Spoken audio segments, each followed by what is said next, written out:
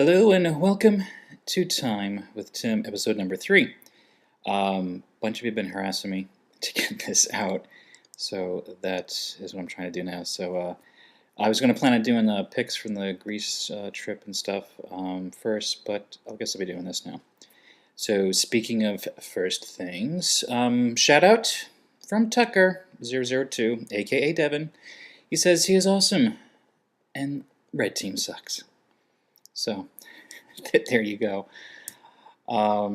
Anyway, I just also want to thank you guys on the Rooster Teeth Red versus Blue site for all the kind words and stuff that you've left and follow-ups, that kind of thing with me regarding the passing of my father.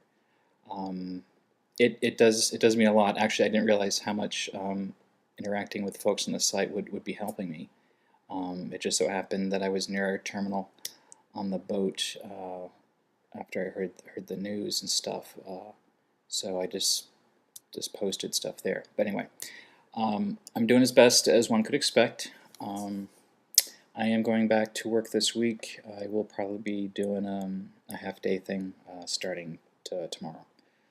And then after this is posted, I will probably have my pics for Greece up there as well. So what am I here for? Well, just to kind of give you an update of, I guess, what happens on the trip itself. Traveling sucks. If you haven't traveled in a while, at least internationally, then you can't talk here. I know Chi-Man has his own travel stories, and it does suck to be him as he manages to find the very few seats in airplanes that do not recline at all, and being the frame body that he has, that's not good. So anyway, our trip to Athens began from our favorite airport, sarcastic meter set to 11, JFK. So JFK to London, and then London to Athens. Should be pretty straightforward. I mean, right?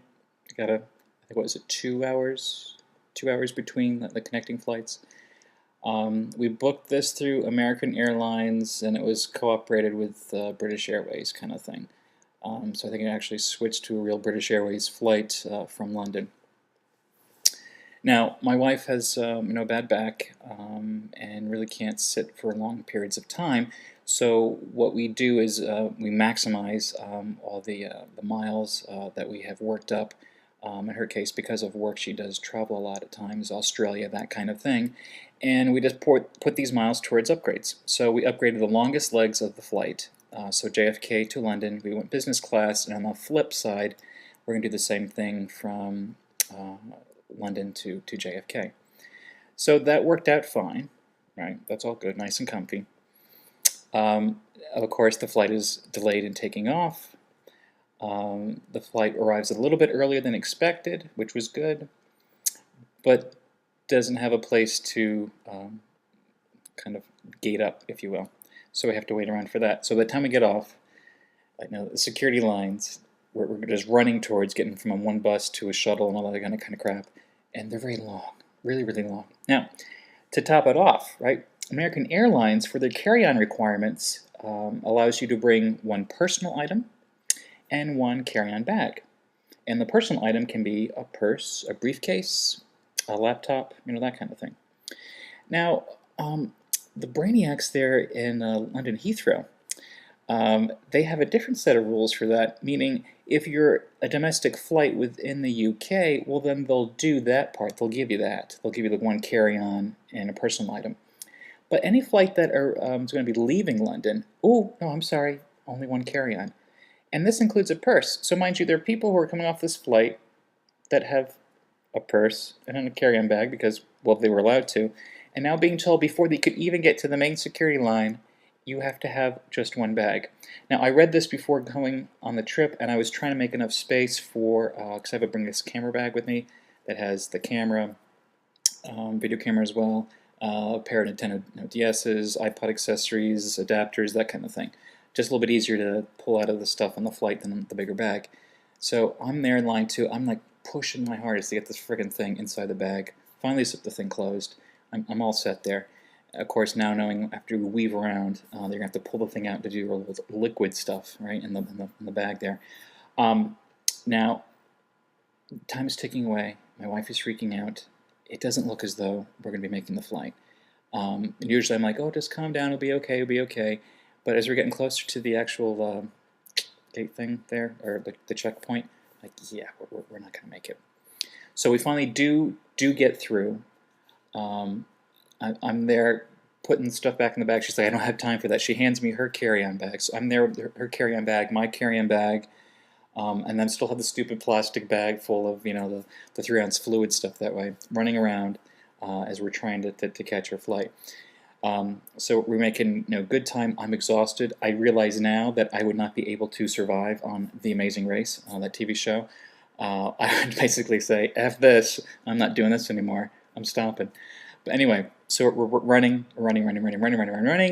We pass, you know, all the other gates. Of course, our gate is always the one at the opposite end, right of where you need to go. And we get there, and then boom, another security checkpoint.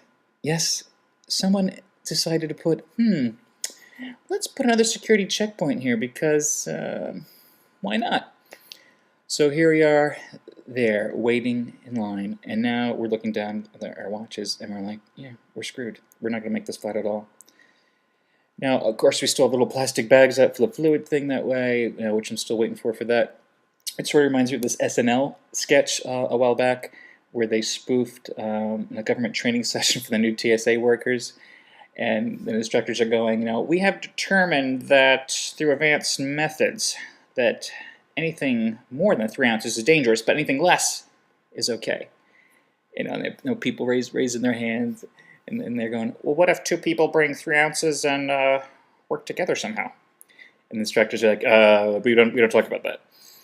And someone goes, what if we bring a sandwich on board? And they're like, that's okay. With mustard? And the guy's like, yeah, that's okay. What if they have more than 3 ounces of mustard? And the guy's like, listen, no one's going to have more than 3 ounces of mustard on their sandwich. It's okay. And then the character raises their hand and goes, they would if they liked mustard. Anyway, I just thought that was just very funny because I'm going through this thing here going, you know, this is so silly, but okay, I'll play along with this thing. Anyway, we get through. It is now past our boarding time. We're running through. Person in one of the other entrances to this other terminal thing goes, oh, are you going for the Athens flight? We're like, yes. Like, oh, take your time, it's fine. I'm like, okay, so we go running up that way. No one else is there. We see the final boarding call going on, and we get on board.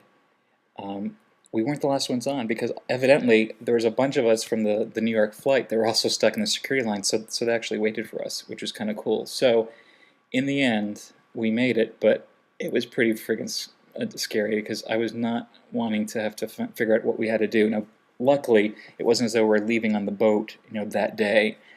So we did have 2 days to mess around with for the hotel thing. Excuse me here, but that's kind of the extent of what traveling's like for me now. It's always something has to happen.